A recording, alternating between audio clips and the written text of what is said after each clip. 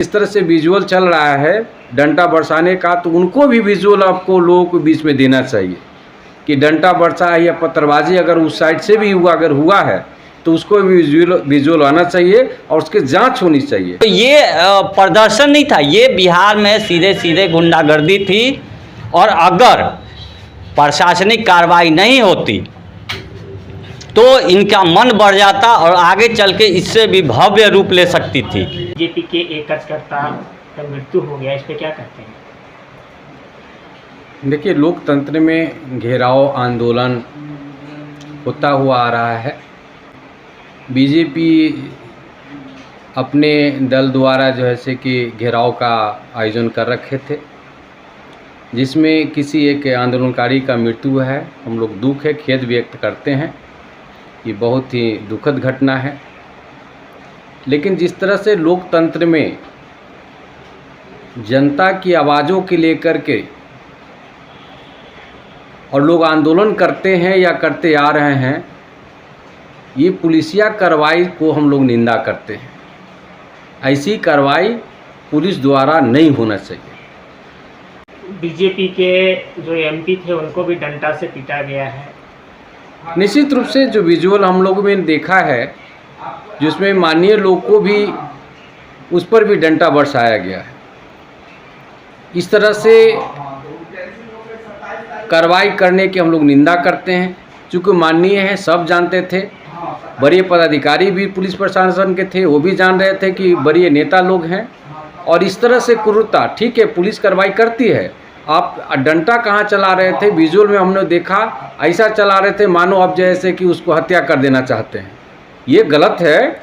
ठीक है, आंदोलन कर रहे थे, अगर किसी तरह की बात हुई थी आप उनको हटा सकते थे, लेकिन जिस तरह से डंडा हम लोग देखा है, विजुअल में देखा है, उसमें अगर सही जगह अगर उनको लग जाता, चोट लग जाता है किसी तरह से, तो उनकी मृत्यु हो सकती थी। ऐसी पुलिसिया कार्रवाई को हम लोग निंदा करते हैं। इस तरह की कार्रवाई किसी भी शासन के लिए और देश के लिए, हित के लिए सही नहीं है। संघर्ष करता थे, वो आँख में मिर्चाई की बुकनी भी झोंक रहे थे, जिसके कारण इस तरह की घटना हुई है। देखिए, ये दो तरफा बात चल रही है। एक तरफ अपना पक्ष रख रहे हैं और दूसरी तरफ अपने प्रशासन के लोग अपना रख रहे हैं। ये जांच के विषय है। जिस तरह से विजुअल चल रहा है डंडा बरसाने का, तो उनको भी विजुअल आपको लोगों को बीच में देना चाहिए कि डंडा बरसा है या पत्थरबाजी अगर उस साइड से भी अगर हुआ है तो उसको भी विजुअल आना चाहिए और उसकी जांच होनी चाहिए। और जांच होने के उपरांत भी इस पर कार्रवाई होनी चाहिए। जांच से ये काम नहीं चलने वाला है, इनकी कार्रवाई भी होना जरूरी है, क्योंकि आने वाला दिन में ऐसी दोबारा जो है कि गलती ना दोहराया जाए, इनको भी सबक ले लो। अभी विधानसभा जो सत्र चल रहा था, उसके दौरान बहुत से विधायक को वहां से निकाल के विधानसभा से बाहर हटा दिया गया है, जबरदस्ती बाहर कर दिया गया है। इस पर क्या कहते हैं? देखिए, ये भी हम लोगों ने देखा है कि जैसे कि विधानसभा में जैसे कि मार्शल को बुला करके लोगों को बाहर करता है। ये ठीक है, अच्छी चीज़ है। अगर मान ली कि लोकसभा में ऐसे वैधानिक कार्य हो रहा है तो उनको बाहर करने की परंपरा रही है। और परंपरा को लोग, एक चीज़ बड़ा अजीब से राजनीति में हो गई है कि जो घटना घट चुकी उसका पुनरावृत्ति लोग करने में बड़ा आनंद उठा रहे हैं। ये लोकतंत्र के लिए सही नहीं है। हम लोग भी मानते हैं कि ये जैसे कि हमारा पार्टी का भी मानना है कि लोकतंत्र के लिए किसी चीज़ की घटना से सबक लेनी चाहिए, ना कि उसको दोहराने का प्रयास करना चाहिए। जो भी हो रहा है ये निंदनीय काम है। शिक्षा का मुद्दा है, वो राज्यकर्मी के दर्जा मांग रहे हैं। दूसरी ओर उनको अब कहा जा रहा है कि बीपीएससी से दोबारा एग्जाम देना पड़ेगा आपको। इस पर क्या कहते हैं? देखिए, शिक्षा में तो माननीय मुख्यमंत्री फेल हैं। इससे पहले भी हमारे राष्ट्रीय लोक जनता दल के सुप्रीमो माननीय उपेंद्र कुशवाहा जी ने पहले इनको बताया था कि शिक्षा में सुधार के लिए एक नीति निर्धारित करने की ज़रूरत है। ये 7 साल बीत गया। 7 साल के बाद माननीय मुख्यमंत्री जी को नींद खुला और उन्हीं के बातों को संज्ञान लेते हुए इन्होंने अभी जो है कि शिक्षा के मापदंड के लिए बीपीएससी से एग्ज़ाम लेने का नया शुरुआत इन्होंने किया है। लेकिन हमारा नेता बोलते रहे कि आप जो 7 साल और 10 साल से पहले जो शिक्षा को जो नियुक्ति की जो किए हैं, और वो शिक्षा जो जिस तरह से टीचर बने हैं, उनकी गुणवत्ता, वो कैसे एजुकेशन दे रहे होंगे, उसका क्या? आज आपको नींद खुली है। ये हमारे नेता की अगर बात पहले मान ली होते तो आज इनका दिन दोहराने की ज़रूरत नहीं थी। आज ये दुर्दशा टीचर के और शिक्षकों का जैसे कि, और जो आने वाला भविष्य का जो ऐसे कि अंधकार में डाले हैं, ये आज चीज़ नहीं होता। जो शिक्षक 18 साल 15 साल अपना है वो सेवा दे चुके हैं, उनको दोबारा बीपीएससी देना पड़ेगा, क्या ये संभव है? देखिए, ये कदापि संभव नहीं है। आप नए जो ऐसे कि बहाली में आप जिस प्रक्रिया से गुजार करके लेना चाहते हैं तो ले लें, लेकिन उनको जो पहले से शिक्षा में अपना सेवा देते हुए आ रहे हैं, हाँ ये काम कर सकते हैं आप। हमारे नेता भी बोल चुके हैं, माननीय उपेंद्र कुशवाहा सर बार बार बोल चुके हैं कि आप ऐसा ठीक है एक पैनल बनाएं, अगर लग रहा है कि वो सक्षम नहीं है तो उनको बेरोजगार नहीं बनाया जाए, उनको कोई डिपार्टमेंट में कहीं जगह दे दिया जाए। चूंकि नौकरी कर रहे हैं, सरकार को सेवा करते आ रहे हैं, वो अपना टैक्स भी भरते आ रहे हैं, लेकिन उनका काम है कि अगर गुणवत्ता में अगर सही सलामत अगर नहीं आते हैं तो एग्जाम ले लें, एग्जाम में अगर नहीं आते तो उनके दूसरे जगह कहीं जैसे कि स्थापित किया जाए। ये काम करेंगे तभी जैसे शिक्षा में सुधार होने वाली।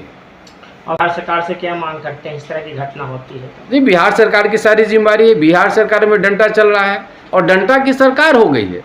ये बिहार सरकार डंटा की सरकार और बुलडोजर की सरकार हो गई है। अब देख रहे हैं पूरे बिहार में बुलडोजर लेकर के नीतीश के जितने भी तंत्र हैं, गरीब गुरबा के घर उजाड़ने का काम कर रही है।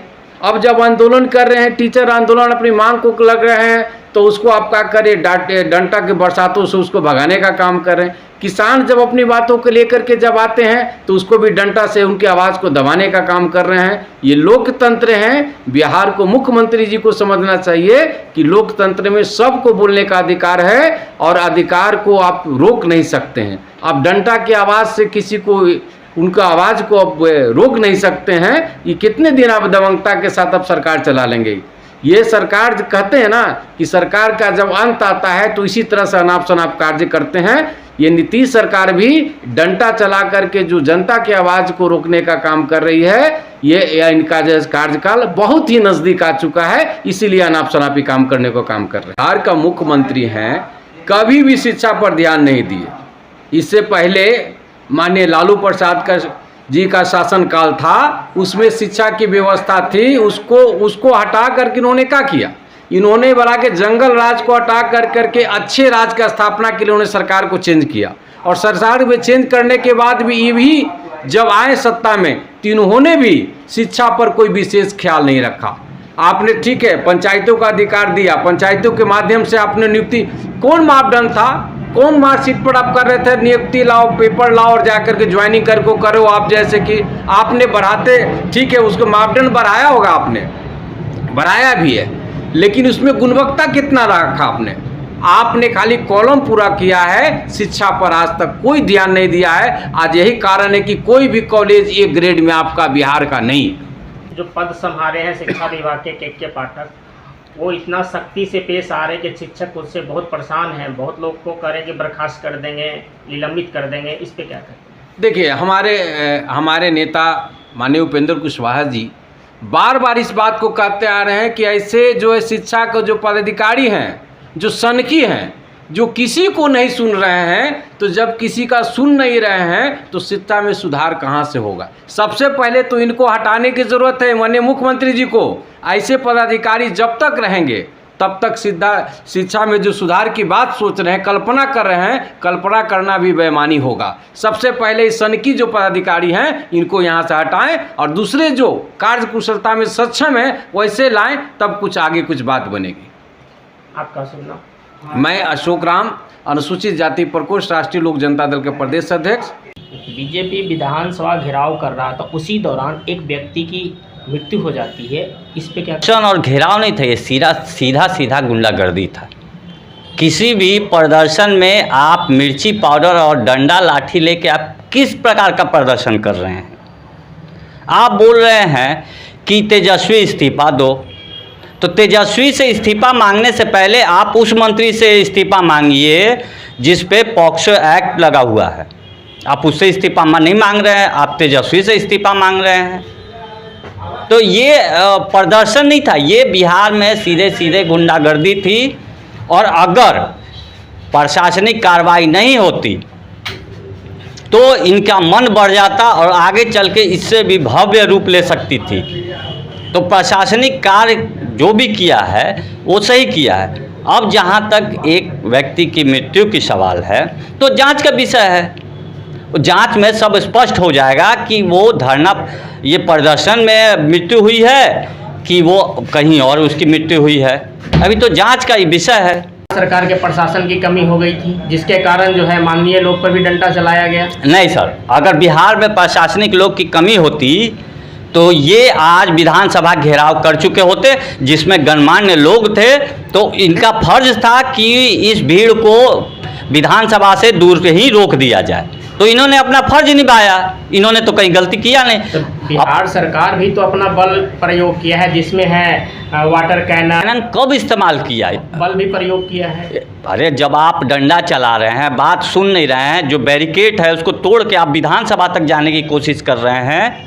तो बीजेपी के तो मुद्दे थे विधानसभा को घेरना, तो जाएंगे ही। तो एक प्रोटोकॉल होता है कि आपको उस उतने दूरी पे आपको रोक दिया जाए। जब डीएम ऑर्डर दिया और फिर वहाँ आप एक बैरिकेड लगा दिया गया कि आप विरोध प्रदर्शन यहाँ तक कर सकते हैं, तो आप कानूनी कार्रवाई में विधान डाले, जिसकी वजह से पूरे बैरिकेड को तोड़ दिया गया। और बैरिकेड तोड़ने के बाद लाठी डंडा चलाया गया, पत्थर चलाया गया, मिर्ची पाउडर फेंका गया। तो इसमें उस सिपाही और प्रशासन के लोगों की क्या गलतियाँ थी? वो तो अपने फर्ज निभा रहे थे। वो तो संविधान के रक्षा के लिए खड़े थे, गणमान्य लोगों की रक्षा के लिए खड़े थे। मुझे तो नहीं लगता कि यहाँ कोई गलत किया है। सीधा सवाल जी, बीजेपी के एमपी और विधायक मिर्ची और डंडा फेंक रहे थे या कोई चला रहे थे ईंटा पत्थर? देखिए, अगर आप मुखिया हैं और इसका नेतृत्व कर रहे हैं तो जो भी घटना होगी उसके सारे जवाबदेही आपको लेनी होगी।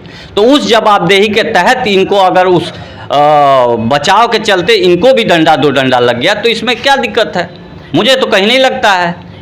ये तो गलत है ना सर, जो माननीय लोग हैं उनको भी तो माननीय लोग को अपने कार्यकर्ता को बोलना चाहिए था ना कि डंडा लेके ना चलो, मिर्ची का पाउडर लेके ना चलो, हम कानून का सम्मान करेंगे। कि हम प्रशासन पे वार करके और सीधे सीधे निकल जाए, तो ये तो कानून और प्रशासन और कोर्ट का सब अवहेलना है। तो यहाँ संविधान कहाँ रहा? आप संविधान पे जब उंगली उठा रहे हैं तो इस पर कार्रवाई निश्चित थी और वो हुई। तो उस जिस प्रशासन के लोग वहाँ गर्मी में खड़े होकर विधानसभा घेराव रोकने के लिए खड़े थे, उन पे आप पथराव करेंगे, मिर्ची का पाउडर फेंकेंगे, तो गुस्सा इन्हीं को झेलना होगा। तो एमपी विधायक को भी डंडा से पीटा जाएगा। तो वो गुस्सा में अब सपोर्ट तो ये क्यों नहीं रोके, अपने कार्यकर्ता को क्यों नहीं रोके कि आप प्रशासन पे डंडा नहीं चलाएंगे, हम शांतिपूर्वक रूप से धरना प्रदर्शन करेंगे। मिर्ची कहाँ से आई? अभय कुमार, जनतांत्रिक लोक हित पार्टी, प्रदेश महासचिव।